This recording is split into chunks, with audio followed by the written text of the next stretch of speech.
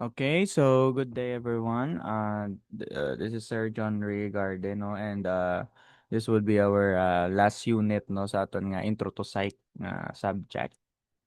And this will be our unit 9, which is all about stress, coping, and mental health. No? So today we're tackling a topic that's deeply relevant, not just in psychology, no, but to your personal lives as well. No, may siyang stress, coping, and mental health. And this unit is important because all people experience stress, no? And how we react to stress also affects our physical and mental health. And understanding mental disorders also helps us reduce stigma, and learning how to cope prepares us for adulthood, academics, and even relationships. This is a heavier unit emotionally, so as we go through it, I encourage you to listen with both knowledge and kindness, because kindness to others and kindness to yourself goes a long way, no? So let's begin. So underneath stress coping and mental health, we have here, we'll tackle about stress and characteristics of stressful events, reaction to stress, what is a mental disorder, perspectives on the cause, treatment, and diagnosis. We'll also tackle about the major DSM-5 categories of mental disorders, forms of psychotherapy, and last but not the least, coping skills to develop to prevent stress. So before we go further, we have a quote here by Danzai Pace. No? So, it says, stress is the trash of modern life.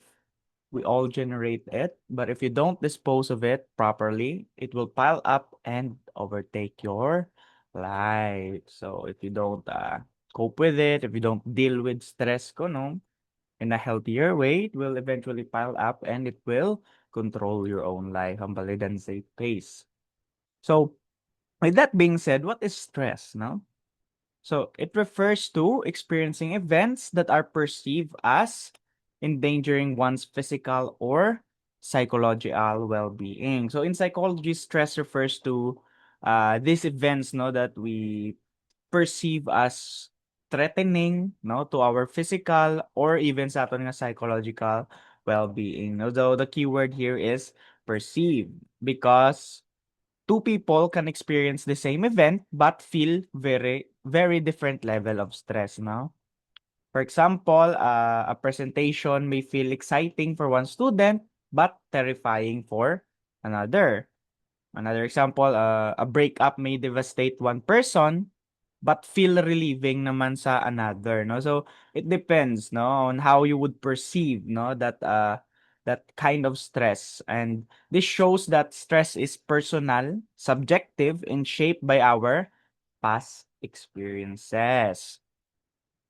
Sige, and then what we call during an event, no, we have here stressors, and those stressors will then produce stress responses.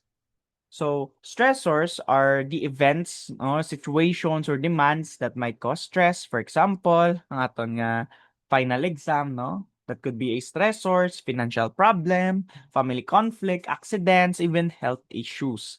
And those stress responses naman are the response, no, of your body when it comes to the stressors. These are the physical, emotional, and behavioral reactions your body produces in response to a stressor. For example, because there's a stressor, no, you might feel a fast heartbeat, worry or fear, dasig ka mairita, muscle tension, hindi ka katulog, no? Those are stress responses. And because of these events, it will produce stressors. Stressors then will produce stress responses. Okay, characteristics of stressful event. So we have here traumatic events, most obvious source of stress. These are situations of extreme danger that are outside the range of usual human experiences. So psychologists identified what makes an event more stressful, no? So amo ni siya traumatic event. These are kumbaga extreme life-threatening situation outside normal experience. For example, natural disasters, no? Bagyong Tino, ang earthquakes, serious accidents such as nabungguan, no? Or violence or assault, no? Witnessing severe injury that could even be considered as trauma, no? Just simply witnessing, or even war, no? Or armed conflict. So, traumatic events can overwhelm the mind and body, leading to strong emotional reactions such as fear, shock, and even numbness.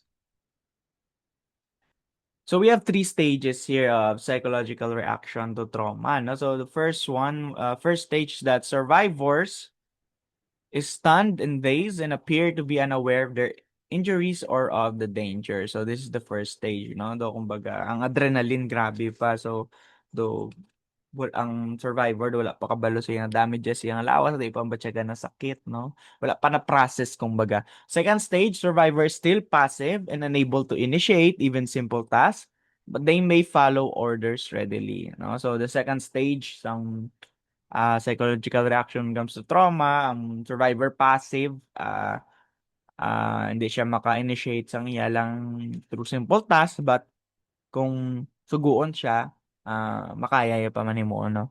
Third stage, this one naman is the most budlay, no? Because during this stage, survivor becomes anxious and apprehensive, have difficulty in concentrating, and may repeat the story of the catastrophe over and over again, no? So diri na di masulod ang atong nga tawag na nga post-traumatic, no, stress disorder, no?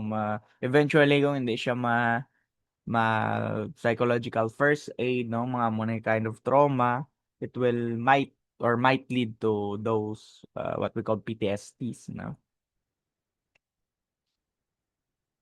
So just to clarify, no, these reactions that we have, no, like shock, numbness, fear, anxiety, preoccupation with the event, may mga flashback, no.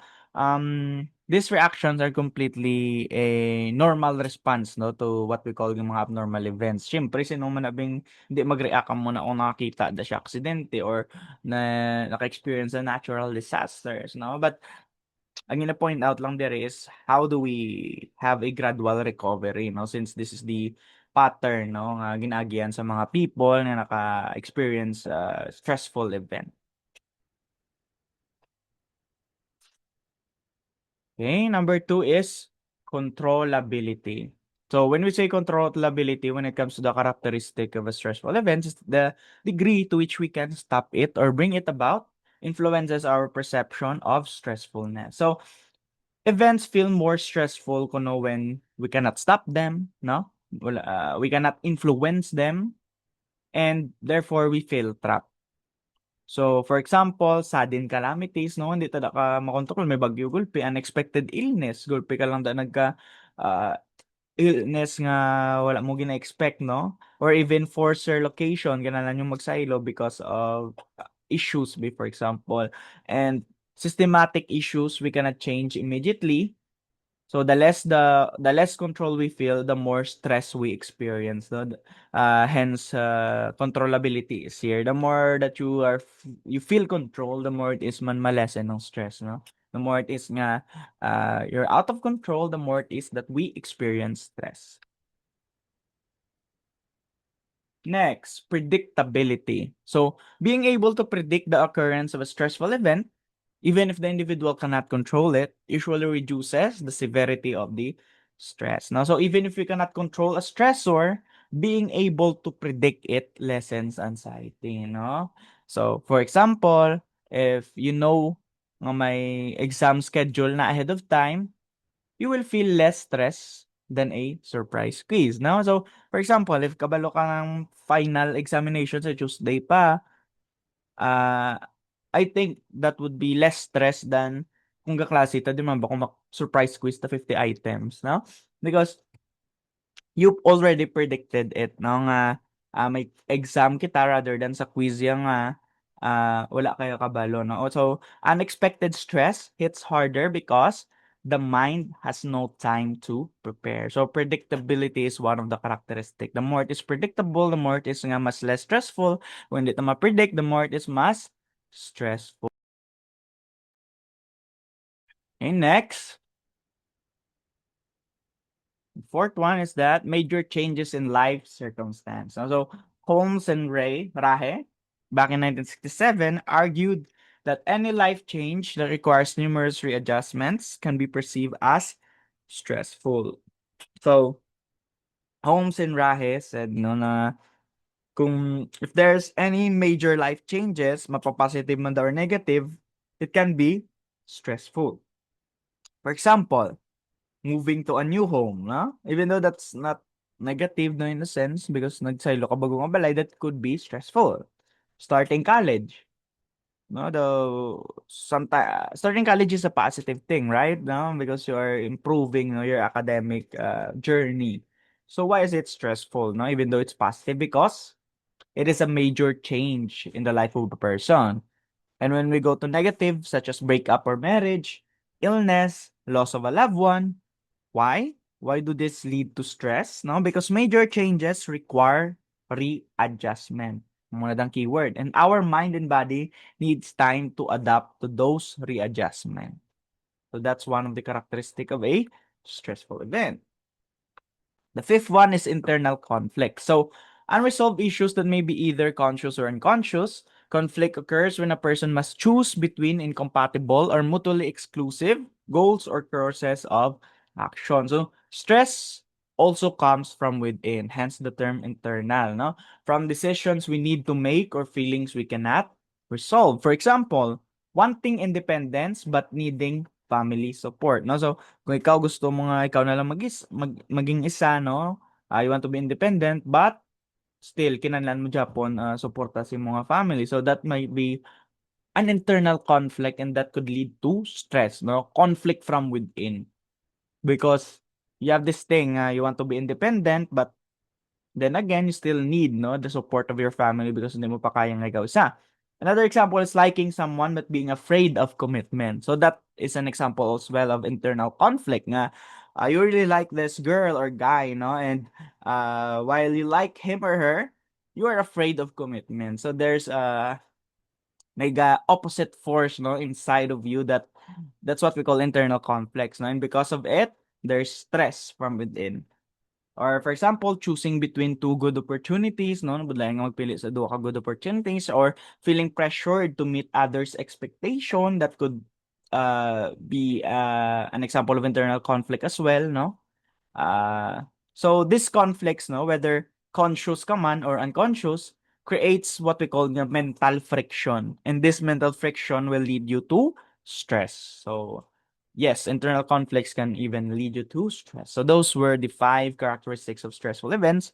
And let's proceed to reactions to stress. So stress affects 2 major domains. Meron tayo psychological and physiological. So let's go through them. First, let's tackle about psychological. So, common emotional and cognitive responses might be anxiety, no, blang worry, fear, restlessness, anger and aggression, irritability, short temper, na part, apathy or depression, no, hindi na ding walang kagana, lack of interest, sadness, fatigue, and cognitive impairment. For example, you have difficulty on concentrating, no, sa mga studies or sa mga hobbies, and even dasi ka malimot, no, forgetfulness. That's psychological reactions, no, when it comes to stress. And when stress becomes chronic, the psychological reactions become harder to manage, no. So that's why as much as possible, as early as possible, we need to deal with the stresses that we have. Next is physiological. So when you say physiological reactions, it's our body, no? Our body releases stress hormones, such as adrenaline and cortisol, in which these stress hormones will trigger increase heart rate, na manang dasig mo kudob-kudob si mo nga heart, no, faster breathing, higher blood pressure, dilated pupils, no, dako imong mata, and muscle tension, sugar release from the liver, secretion of endorphins, no, because this is how your body is preparing you for the fight or flight response, no? So, you can still remember sa inyong parasympathetic, no, and sympathetic nervous system, these are the things, no, nga ginapatrigger niya para to prepare your body for fight or flight. It is a when we say fight or flight, it's a survival mechanism, no, from before. However, when the stress response is constantly activated, like for example, in chronic academic pressure,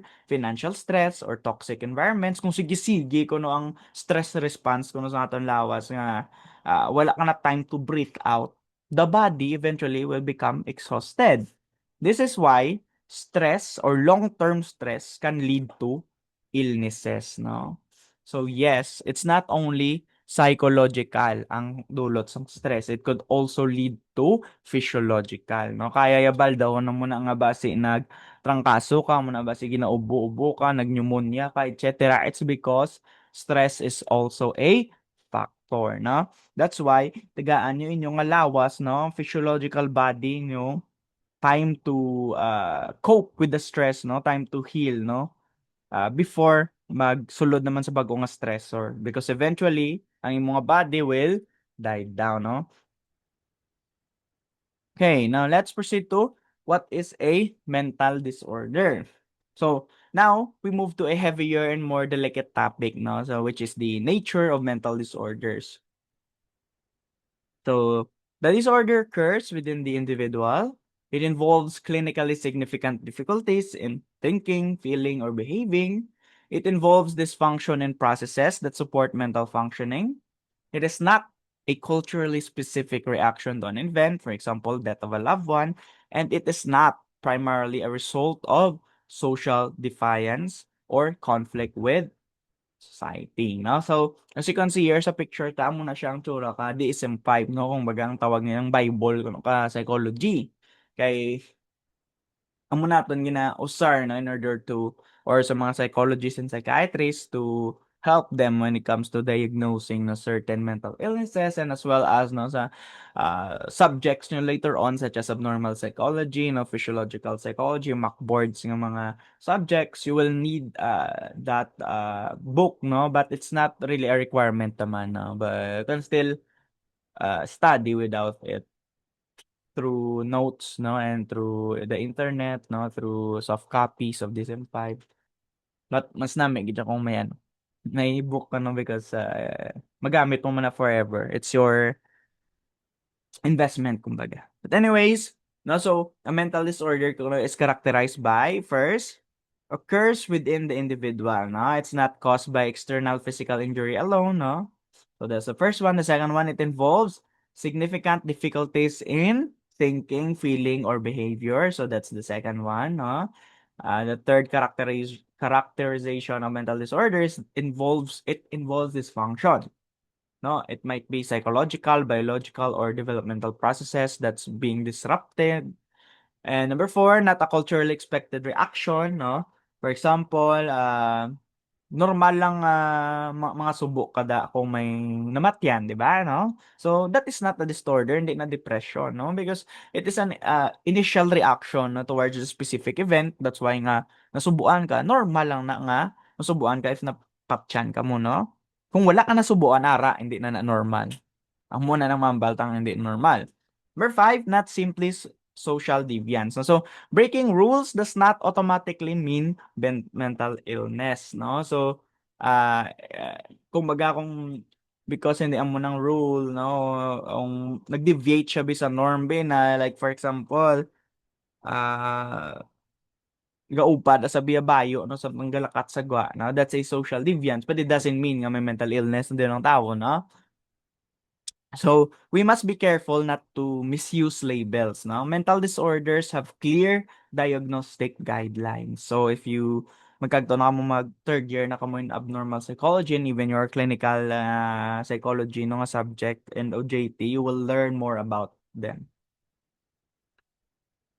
Okay, so four characteristics of a comprehensive definition of mental disorder. So first, we have your personal distress, no?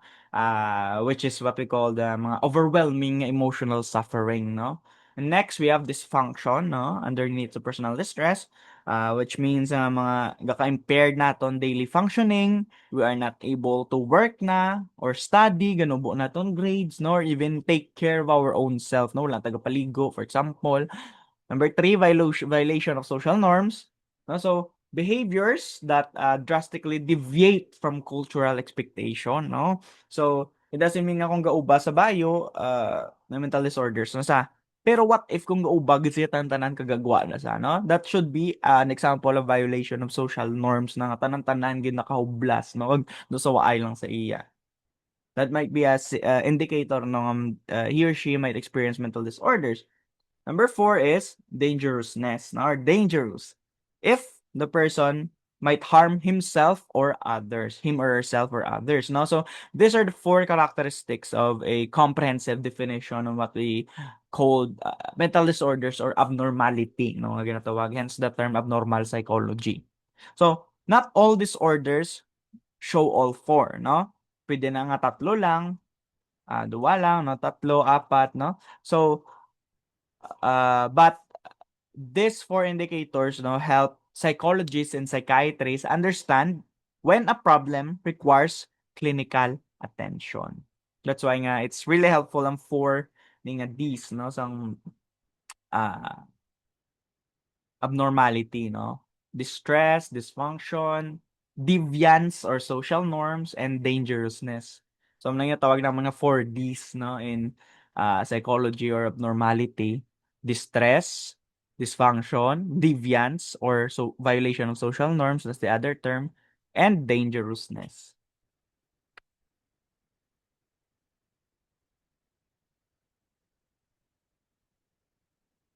Okay, so prevalence of psychological disorder. So the Philippines is the highest number of depressed people in Southeast Asia. The National Statistic Office reported that mental illness is the third most, excuse me, it's the third most common form of disability in the country. Records show a high number of cases among the youth, no? So we have here a strong, no, prevalence of depressed people, and even the National Statistic Office now reported that mental illness is the third most common form of disabilities in the country. And the study conducted by the Global Burden of Disease back in 2015, no, reported that 3.3 million Filipinos, struggle with depressive symptoms, and with suicide rates of 2.5 sa lalaki and 1.7 sa babae per 100,000. So if you take a look at it, dako na class, no? Sa Pilipinas pa lang na. So as you can see, mas higher, no, ang suicidal rates ang males kaysa females, but then again, they are dapat tutukan tama na mapababae man or lalaki, no? They are still the same, no? If they need help, no, we must look no, sa mga people nga feeling depressive, feeling suicidal, no, and we must tell them that they need to seek help, no, professional help, papababae man daw or lalaki. And these numbers, no, reflect real lives, no? Tandaan niyo na, totoo na kabuhi, real families and real suffering. That's why awareness and compassion are essential, no? Okay, now let's proceed to perspectives on the causes, treatment, and diagnosis, no? So, um, when it comes to this one, no, there's 5 perspective, no, when it comes to causes, treatment, and diagnosis, no. The first one here is biological perspective. The cause ko sa biological perspective is that a psychological disorder is a symptom of an underlying physical disorder caused by structural biochemical abnormality in the brain, by genetic inheritance, or by an infection. So para sila sa biological perspective is that there's impairments, no, in the structural or biochemical abnormalities ang mga utok na gid, no. So for example, uh, nagka budlayan sa mag-concentrate, o may ADHD sites, maybe because of may something wrong, no, sa prefrontal cortex yan, nagtamaan ng dopamine, no. Mag-explain na si biological perspective, that will be it, no, sa, if I'm not mistaken, sa mesocortical, no, nga part sang pathway, no, sa ADHD na siya.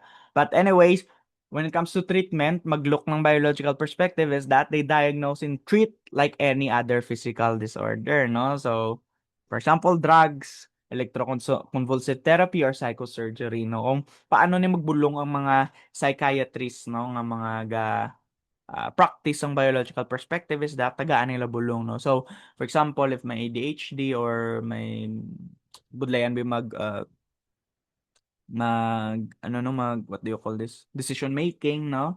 Paimno na nila bulong para manubo ang dopamine sa mesocortical system, no? Or for example, if substance abuse be, no? And then siya kauntat sang panigarilyo yabi or drinking problem yo with alcohol, no? So sa biological perspective, paimno na sa anti-dopamine, no? Para magnubo ang iyang ano, cling towards those kinds of substances. And then we have the biopsychosocial perspective. So this one naman, no, psychological disorders results from a combination of biological, psychological, and social cues. No? And the biopsychosocial model, no, is the most widely used today because tatlo kabilog iya ginaigoan. Wala ang focus sa biological but gina-integrate siya with psychological and social as well. No? So, para siya, mental disorders results from interaction of biological, psychological, and social factors. And ang treatment niya is an eclectic approach. When you say eclectic, damo-damo, ginapang simple niyang tanan nga approach, no? Mapa-psychodynamic, humanistic, biological, etc. That's what we say when we say eclectic. Employing treatments from one or more of other perspectives. And then we have psychodynamic perspective. Now, this one naman, muna sila and Sigmund Freud, no? Psychological disorders, kuno, stem from early childhood experiences, unresolved unconsciousness, sexual or aggression conflicts, and or imbalance among id, ego, and superego. So, para sa psychodynamic, nga aga amo ka na subong it's because mayara ka, ano, previous being ang mga unresolved nga uh, what do you call this, adversive childhood experience or ACE, no? May mga uh, traumatic events kang natabo in the past, no? Ah, may ara ka mga things, no, nga natabo in the past. That's why amo ka ni subong, no? Amo na para sa psychodynamic. That's why nga focusan na nila ang pag-lean towards sa past, no? Para ma-resolve mo na amo na nga issue, kumbaga. So, ang treatment yan dere, in the psychodynamic perspective is that bring disturbing repressed material, no? Ang gin-repress mo sa una into your unconscious, pakagto sa consciousness and help patient work through unconscious conflicts, no? So, dere na ding treatment nga ginatawag to psychoanalysis, no?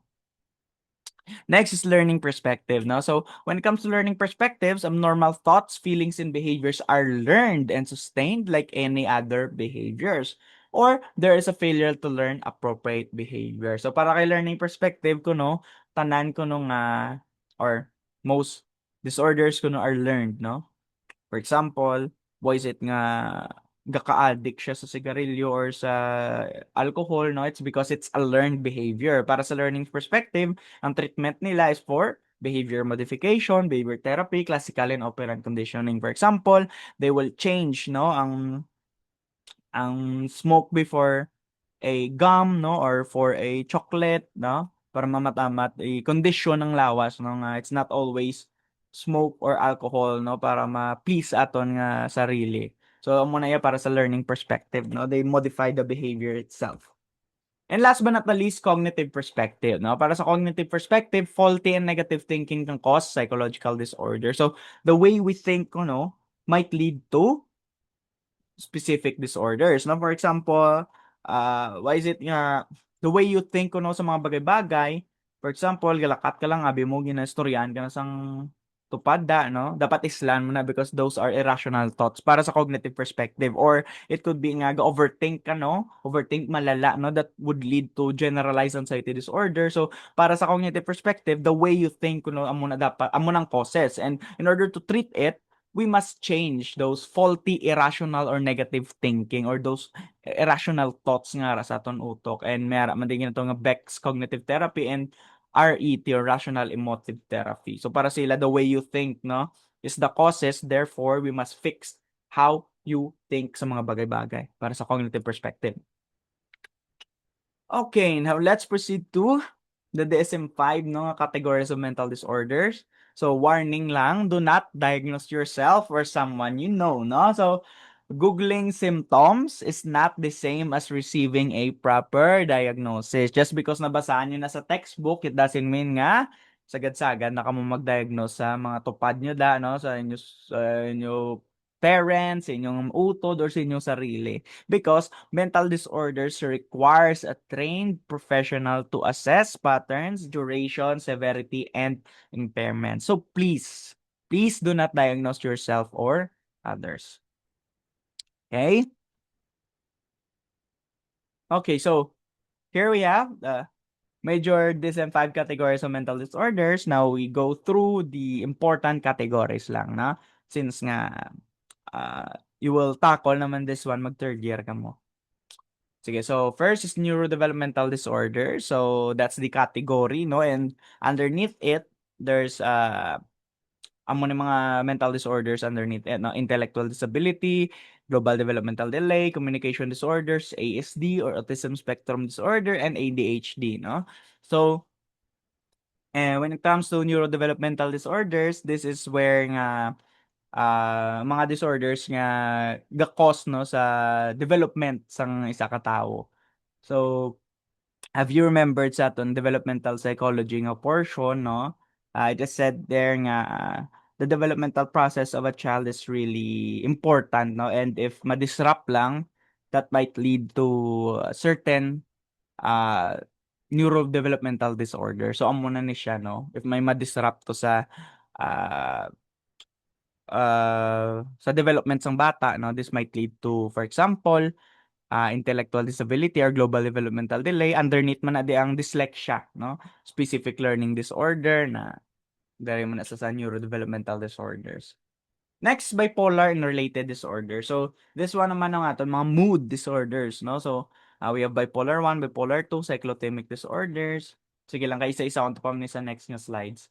No, depressive disorders, rin naman natin yung mga depressive type, no? Mga disorders, no? MDD, PDD, kag premenstrual dysphoric disorders. Next is anxiety disorders, no? So, din naman ng mga anxiety-like tang mga mental disorders. So, SEPANC, selective mutism, specific phobia, SAD, no, panic disorder, agoraphobia, and GAD. OCD and related disorders, no, maram na category, and those are the mental disorders. Hindi ko na sila pag-isa-isaon kay I think we will tackle this naman next sa next slide. Trauma and stress-related disorders, dissociative disorders, and then somatic symptom and related disorders, feeding and eating disorder. Yes, may mga amo na siyang kind of disorders sa DSM-5, no? And even paraphilic disorders, no? Those mga pedophilia, no? May mga fetish, no? Masochism, sadism, na sexual dysfunction, no? Delayed ejaculation, rectal disorder, etc. And then, schizophrenia spectrum and other psychotic disorders. Ara mo na, di? And then, our personality disorder. So, as you can see, pulo nakabilog ang personality disorder. Again, tunga na siya sa 3 ka-cluster, A, B, and C. So, isa-isahon tani sila. Okay?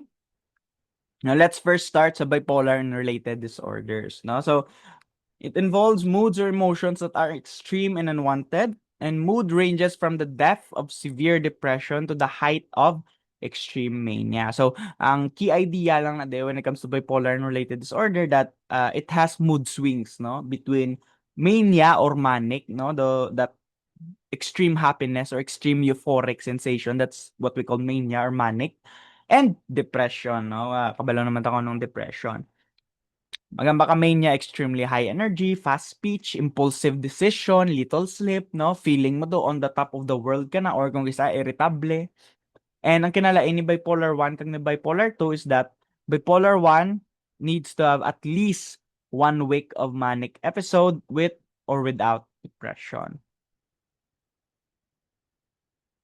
Sige. Next. Oh, sorry. Nara pagli. Key identifying feature of bipolar and related disorders that the tendency of manic episodes to alternate with major depressive episodes in an unending roller coaster, no, ride from peaks of elation towards the depths of despair, no. Kumbaga may mood swings nga tamaan ka husog, no. And the bipolar disorders are differentiated by how severe and long lasting the manic symptoms are, and na amo na siya ang bipolar 1, no. So distinct period during which there is an abnormally persistent, elevated, expansive, or irritable mood and persistently increased activity or energy that it's present most of the day, nearly every day, for a period of at least 1 week. No? So, mayara siya manic or mania dapat for at least 1 week. And then, depressive episode na din. Okay, now let's proceed to depressive disorders.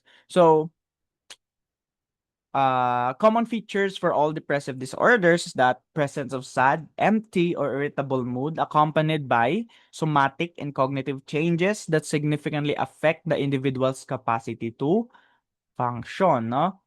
So, what differs, no, from the different depressive disorders are the timing, the duration, or even the presumed etiology, no? So, what might be the causes? That's what we mean when say etiology. So, we have here the MDD, no?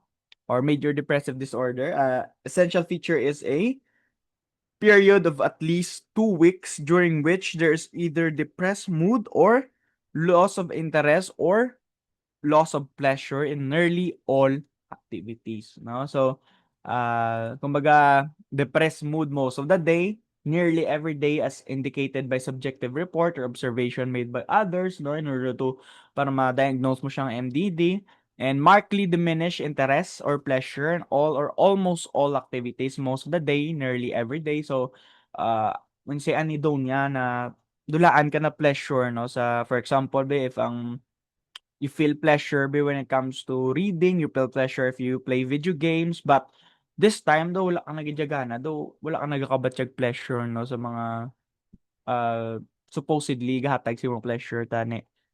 Another indicators ang may mga MDD is they have significant weight loss, no, or even change in appetite, and it could be man nga jutay na lang ila tulog or permi na lang sila gatulog to the point nga 18 hours sila tulog, sleeping too much, no? Feelings of worthlessness or excessive guilt, no, difficulty concentrating, thinking or making decision, and some nga may mga MDD, no, have recurrent thoughts of death or even suicide. Next is anxiety disorders. So anxiety disorders share features of excessive fear, anxiety, and related behavioral disturbances, no? So when you say fear naman, it is the emotional response to real or perceived imminent threat. Whereas anxiety is the anticipation of the future threat, no? Kumbaga, if there's if may manog and nakulbaan ka sa manog, no? That's what we call fear, no? That is the initial reaction or the initial response to the immediate danger because you're fearful about snakes. Kaya basi kagtonya ka. Anxiety on the other hand is your anticipation, no? Hala basi may manog di, no? Hala basi may manog di because damo kagubatan. That's anxiety. Okay, you are anticipating the future threat. Mana ka nalain sa fear kag anxiety. Okay, underneath anxiety disorder, we have here what we call nga generalized anxiety disorder. So, this is a chronic, excessive anxiety and worry occurring more days than not for at least 6 months about a number of events or activities. Now, so, wala na sa din ka-diagnose, so you need to have excessive anxiety and worrying for at least 6 months na para ma-consider ka nga GAD. And these unfortunate people expect the worst. Their worry is either unfounded or greatly exaggerated and thus difficult to control, no? So, arab lang grabe mag-overthink, no? They're expecting the worst. Sala, basi magamo nila, basi magamoto to the point nga amo na lang nagaka sulod si mga utok and every time nga madulang amo na nga worry, may mabulos naman nga bag-o nga worry, no? Nga to the point nga very exaggerated na ang worry. So that's what we call nga generalized anxiety disorder. So if you have nga mo nga worry class, then maybe and if it's affecting no your day-to-day life, for example, your relationships, your school, no, then it might be time na to seek professional help, no. Although this is not really a grabe gid nga mental disorder, no. When I say grabe gid sa magpa-dysfunctions ang tao, still it is a burden to have, no. That's why nga if may amo ka man one must seek professional help man, no, even though nga it's not that severe. And person who have GAD, no, might experience difficulty controlling worry, no, muscle tension, and even restlessness.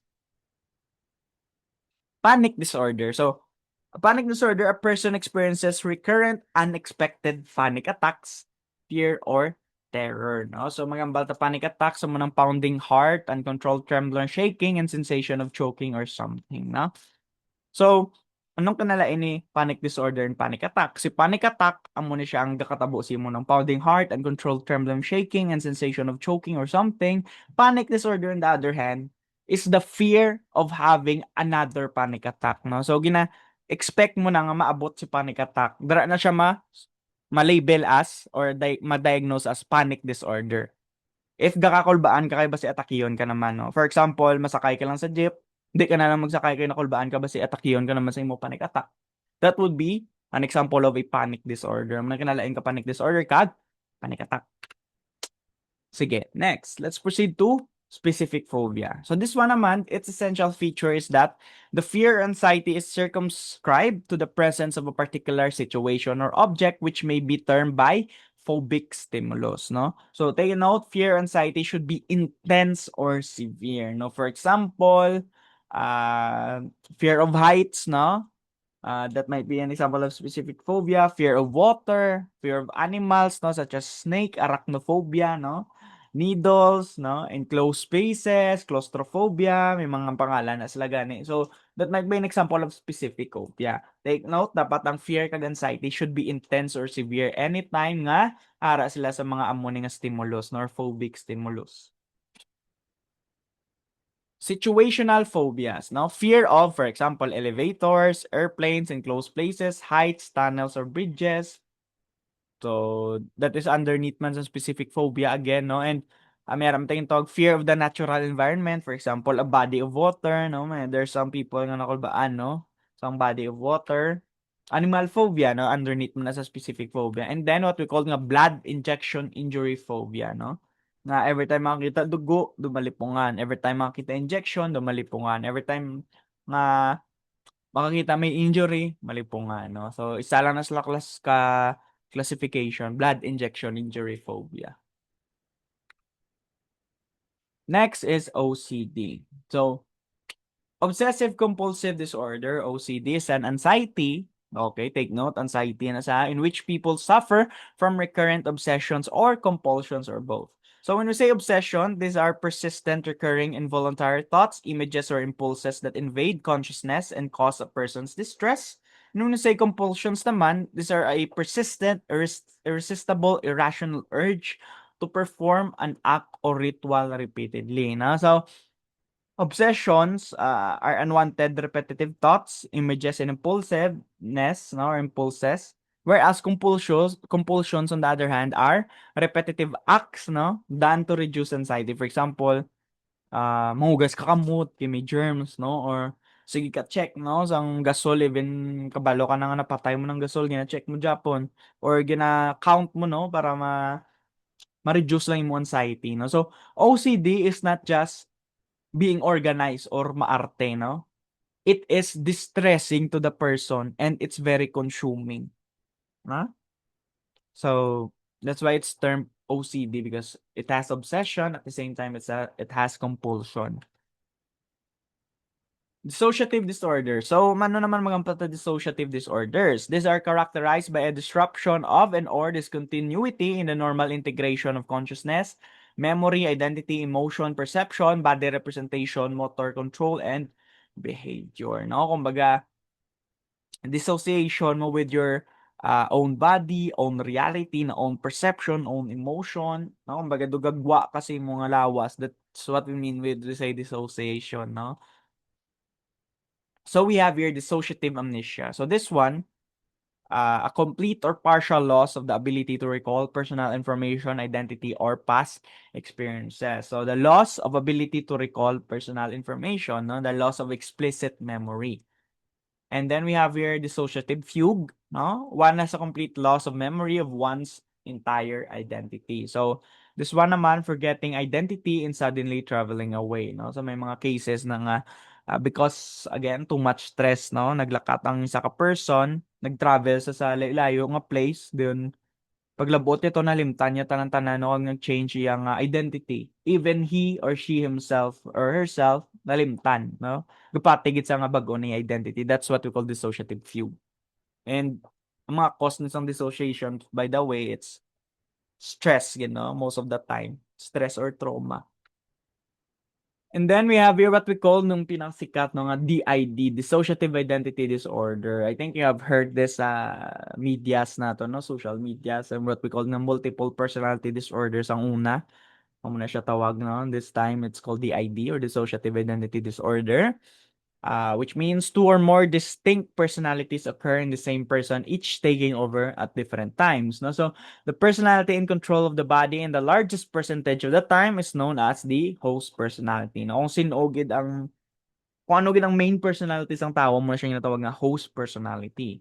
And ang lain nga personality ginatawag na siya nga alter personality, no, which means the alternate personality, no. So in dissociative identity disorder, two or more distinct identities, no. So this is what we call alters, and these disorders often follow severe trauma, no. Tuhaw ni sila because may severe trauma, and the alters are trying to protect the host personality. That's why nga nag-split na, or what we call nga nagdamo iya personality. Okay, now let's proceed to somatic symptom and related disorders. So somatic symptom disorders involves bodily symptoms that cannot be identified as any known medical condition. So okay, class, imagine this, no? So, a person really feels something in their body, no? Like actual pain, no? Dizziness, or even stomach problems, no? So, the symptoms are real. But here's the twist, no? The reaction to the symptom is way too intense, no? That they worry too much, think about it all the time, and gaka-interrupt na nung ila nga pangadlaw-adlaw nga kabuhi. No, so that is what we call somatic symptom disorder. So for example, a student keeps having stomach pain, and yun pa doktor siya, ang balsang doktor, it's mild man lang, manageable lang man, no? But the students or the student, no, still is super anxious, no? Ang iya ginapanumdumi, for example, what if something serious na ni? What if mag-collapse ko, no? That's why nga the student keep going to the clinic, no? Miss iya classes and ginagugol yung perming symptoms tagagabi, no? So that is what we call somatic symptom disorder, no? So the point here is that the physical symptom is real. Yes, ga-exist sakit ang tiyan, pero mild lang, no? Hindi magida mo nakakusog. But the worry is too much, no? When it comes to the somatic symptom disorder. And underneath here, we have here what we call nga illness anxiety disorder. So this one naman, or AKA sa una tawag na hypochondriasis, na a person is preoccupied with her health and convinced that she has some serious disorder even though there is no evidence of any medical problem. Now, this one is different than somatic symptom disorder. So pay attention, ha. Sa illness anxiety disorder, the person has little to no symptoms. No? This time, little to no gidyang symptoms. Now, sometimes it's just a tiny headache or a small twitch, nothing major, no? But the fear here is huge, no? They're convinced that they might have a serious illness even though when nothing's showing. Now, for example, a student feels a small headache and immediately hambal sang estudyante, "Sir, ma'am, basi may brain tumor na ko." And they keep checking their body, asking friends if they look pale, no, and spending hours, no, searching for cancer symptoms sa Google, no. So amo siya nga tawag ta nga illness anxiety disorder. Ang main point here is that the problem is the fear of the illness, not the actual symptoms. No, kung sa somatic symptom disorder, ang physical symptom ara, no, but ang worry tamaan kakusog. Sa illness anxiety naman niya suli, no? So, ang problema dere, ang kulba ya sa illness ya rather than sa symptoms ya nga very, very, very or not so man gid nga wala gid man ga exist nga symptoms, no? Kumbaga sa somatic symptom disorder, real symptoms plus excessive worry. Sa illness anxiety disorder, almost no symptoms plus a huge fear. Okay?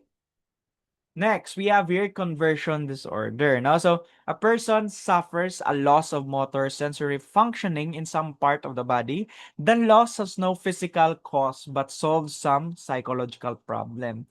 Okay, so conversion disorder, this one is very different, no, than the two. Here, the symptoms look neurological. No? For example, like something's wrong with movement or sensation or speech. No? When say neurological, it's in the brain. For examples ng mga symptoms, no, they can't move a limb or they can't suddenly speak, or gulpi lang hindi sila kakita, no, sudden blindness, tremors or fainting. But when you run medical tests, no, paglantaw ng test, there's nothing wrong, no? Nothing wrong physically. So what happened sa conversion disorder? Their stress or emotional conflict gets converted into a physical symptom. Hence the term conversion disorder, no? Example, a student is under intense stress. For example, be family issues or academic pressure or a very emotional event, no? So very very gid sa nga intense nga stress. And suddenly, before a performance be or after a big fight at home, the student can't move their legs or can't speak, no? Gulpi lang hindi sila kagiyo or hindi sila kambal. And nindala siya sa doktor sa hospital, the doctor runs the test, and so nakita sa mga doktor, oh, normal lang man tanan, no? So amo na siyang conversion disorder. Then abi ni hindi siya kakita, hindi siya kagihugulpi. It's because of the stress, no? The stress or the intense stress are being converted into a physical symptom. But when the doctors try to run different tests, everything is normal. So why is it nga amo na, no? So that's what we call conversion disorder. The main point here is that emotional stress equals to neurological like symptoms without a physical cause. Simply because of the emotional stress lang and bag down niya ang physiological body. Next, let's proceed to schizophrenia. So schizophrenia are characterized by a broad spectrum of cognitive and emotional dysfunctions, including hallucinations and delusions, disorganized speech and behavior, and inappropriate emotions. No? So may term tang ginausar na when it comes to schizophrenia, tawag na psychosis. When you say psychosis, it's a psychological disorder marked by the loss of contact with reality and a seriously impaired ability to function, no? So when you say psychosis, you are in loss na, no, sa imong reality, loss of contact sa imong reality. For example, may gakita kada ang wala mo gakita, may nadulaan ka na gana, for example, nga supposedly nagkanahan mo na, no? Or for example, may gakabatian ka na nga hindi mo dapat gakabatian, no? So that's an example of psychosis. So let's proceed to the positive symptoms of schizophrenia. So when you say positive, the same man sa positive and negative reinforcement or positive and negative punishment, no? When you say positive symptoms of schizophrenia, maging dugang sa imo nga dapat wala ka na, no? So what do I mean by that? For example, hallucinations, imaginary sensation, no? So dapat wala mo nagakita, pero gakakita mo. Dapat wala mo nagakabatian, pero gakabatian mo. Maging dugang si mo nga dapat wala ka. That's what we call positive symptoms of schizophrenia. For example, delusions, no? False beliefs not generally shared by others in the culture. No? For example, delusions of persecution. So, when you say delusions of persecution, a common delusion, ay, ari, mangli. Okay, arts la dua. No, delusions of persecution and grandeur. Delusions of persecution, it's a common delusion to people with schizophrenia where they believe, no, nga others are out to get him or her, no? For example, malakat lang sa kita, eda, gasilpon ng taong galabay sa utok sa may schizophrenic nga, hala, feel ko bunon niya ko ni, unahan ko na siguro ay, no? That's delusions of persecution. Okay?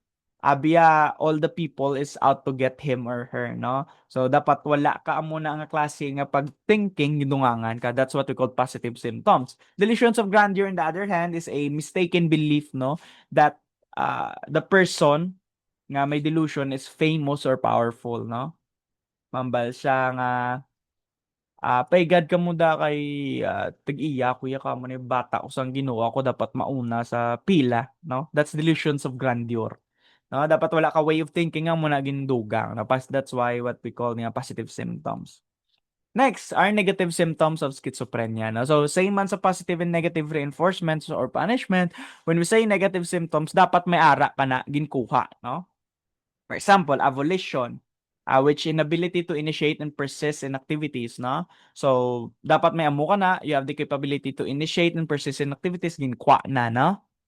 Alogia, absence of speech. No? So, dapat may ara ka capability to speak, no? To have speech.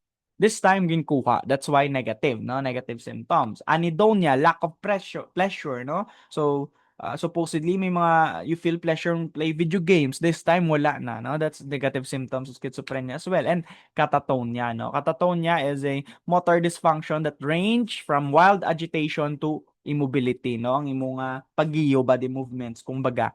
No, dapat may ara ka amo na nga movement, wala na, no? That's what we call negative symptoms. And by the way, makakita ka mo nibla sa mga symptoms and signs plakadlaw. When we say kita niya letter A pero may sugod avolition, alogia, anhedonia. When we say it means loss of or lack of. Volition is initiate and persist in activities. Logia means speech. So, lack of speech, alogia, lack of speech or loss of speech, no? Anhedonia, meaning lack of, hedonia or hedonic means pleasure. So, a lack of pleasure. Kung may makita ka mo na just to help you, no, sa inyo second year, third year, fourth year subjects, makita mo meaning lack of or loss of na siya. You just need to figure out the term behind it, no, para ma-gets mong meaning. So another negative symptoms is flat affect, no? When you say affect, it's your emotions, di ba? And mood, no, combined. And when you say flat, syempre wala ka. Wala ka emotions or affect. Dapat may ara ka. Kay tungod negative symptoms ginkuha sa no. Flat affect do not react openly to emotional situations. Next is disorganized speech. Incoherence or word salad, no? Dapat kabalo ka mag-speech, this time wala ka, no? And loss of association or derailment. Individuals may switch from one topic to another, no? So, this one, wala nagasanto ang topic na magistorya sa naglakat ko blagapon sa eskwelahan. Birthday ni mama. Papa 7-Eleven ta na. Amo na maka loss of association or derailment. That's one of the symptoms of schizophrenia. But I think disorganized speech and loss of association, sara ni siya dapat sa disorganized symptoms of schizophrenia. No? I think this one, nagsala lang. Okay.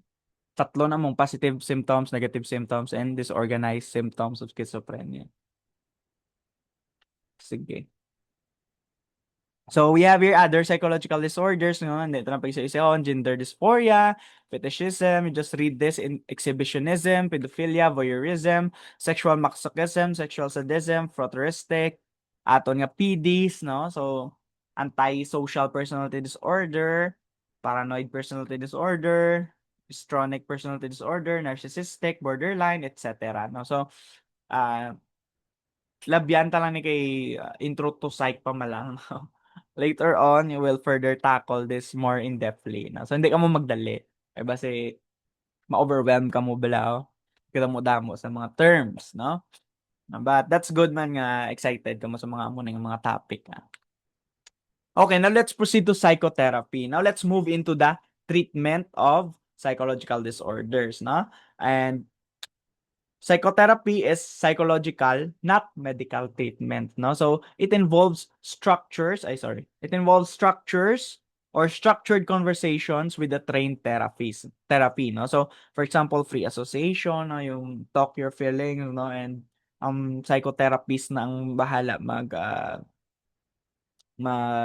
process, no, sang imong ginabatsyag, no? So the treatment for psychological disorders that uses psychological rather than biological means and primarily involves conversations between patients and therapy. So muna sang psychotherapy. And there are forms of psychotherapy. First is insight therapy. This is based on self-understanding, no? So underneath here, we have the psychodynamic therapies, which is based on Freud, no? Unconscious conflicts, childhood experiences, interpretation of dreams, sleeps, defenses, etc. No? Mga defense mechanism, maranada. Humanistic therapy, on the other hand, rin naman yung client-centered, no? Ila ni Maslow, kag ni Carl Rogers, no? Client-centered, emphasize growth and self-awareness, empathy, unconditional positive regard, no? So I think amo siyang ginausar mostly sa psychotrauma, no? Humanistic therapy, if I'm not mistaken. And then we have here the Gestalt therapy, focuses on present moment, awareness of thought, feelings, and experience. So these are all insight therapies. Next is the behavior therapy. So underneath here, this one uses naman learning principles to change behavior, no? So behavior modification is or our systematic application of learning principle to help a person eliminate undesirable behaviors and or acquire more adaptive behaviors, commonly called as behavioral therapy. So underneath here we have token economy, timeout, systematic desensitization, flooding, no? So all of this uh gina ginaano nila, gina-try nila change, no, ang learned behavior, no, para madula ang mga amo ng behavior, no. For example, when it comes to specific phobia, why is it nga every time may makita ang damang maski picture lang, kakakulbaan ka. So, through behavior modification, no, through systematic desensitization, matamat na dula ang phobias in regards to it, no. So, it could also be because of uh, addiction. Addiction on the other hand could use behavior therapy as well to change their addictive substance into something good, no, or socially acceptable ng mga things such as chocolate, no, etc.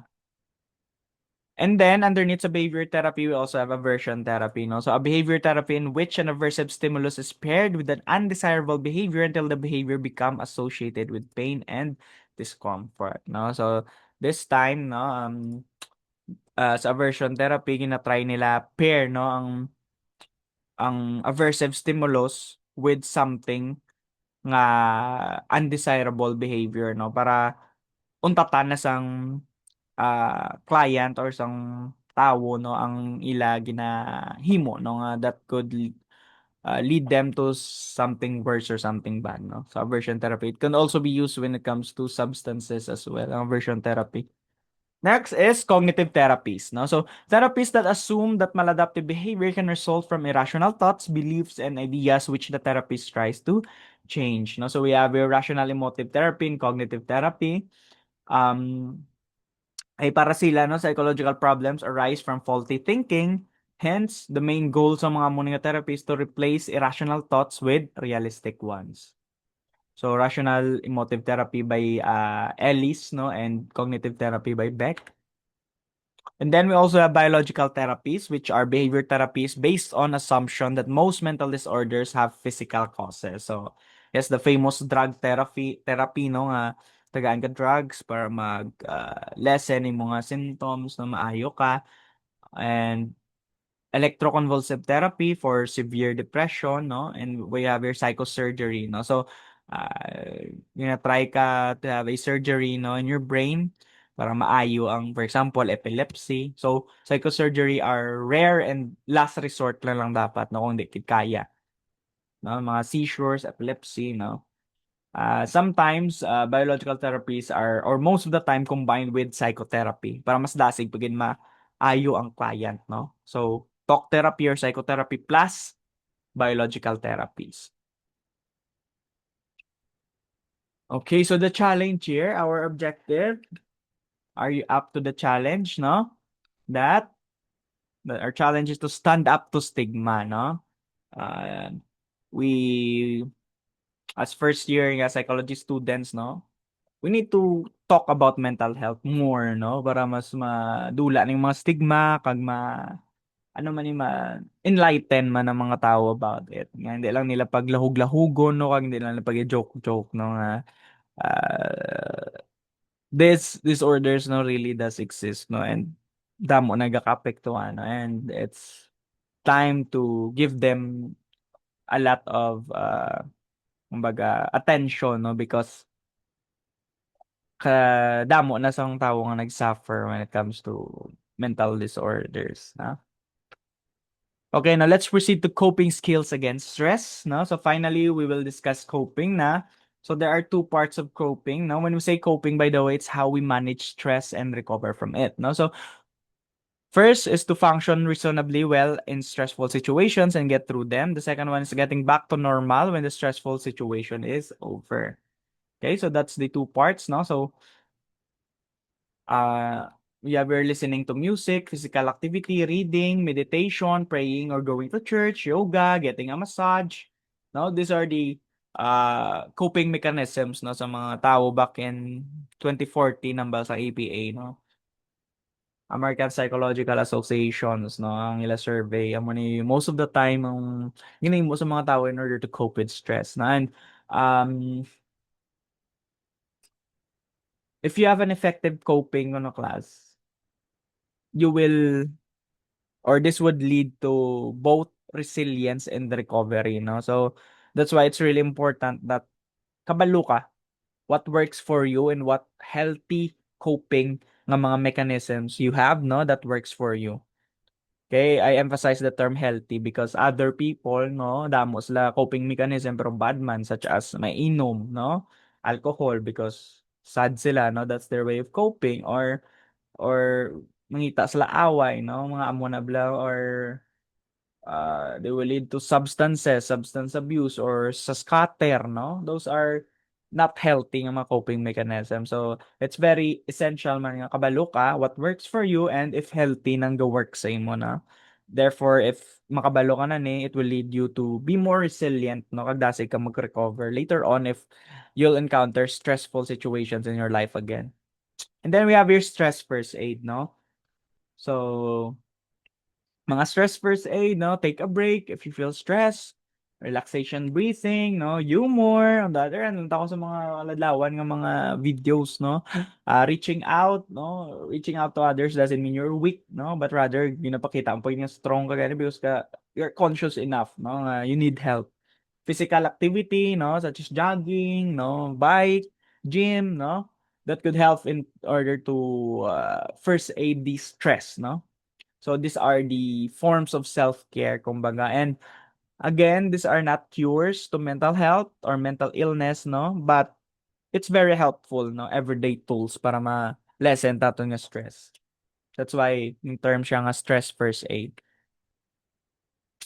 To be totally without stress is to be dead, no? Ang bal ni Hans Selye, no? So sometimes ganong stress is not always bad man, no? Sometimes it could be a tool, no, or a motivation in order to do things, no? That's why nga without stress is to be dead ko naman ni Hans Selye.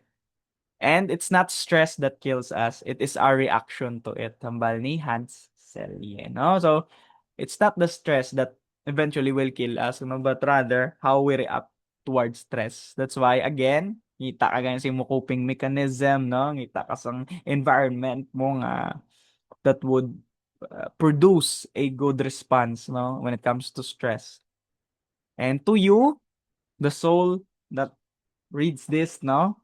Kung sino man galang tao sin I know you're tired, you're fed up, and you're close to breaking down, especially na gid nga end term na nato, no? Finals na. But remember, no, there's strength within you. Even when you feel weak, just keep on going, no? And remember to practice kindness to yourself, not just to everyone around you, especially sa mga sarili, no? So, amo na, no? As we end this topic and approach the end of the semester, I hope you remember this lang that stress is a part of life, but suffering in silence doesn't have to be. So be kind to yourself. Reach out when you need help. And if ever you feel overwhelmed, just always remember help is real, healing is possible, and you are not alone. I hope you learned something this semester. Thank you, everyone. This ends our journey, no? See you around the campus. Bye-bye. Good luck sa inyong exam and God bless.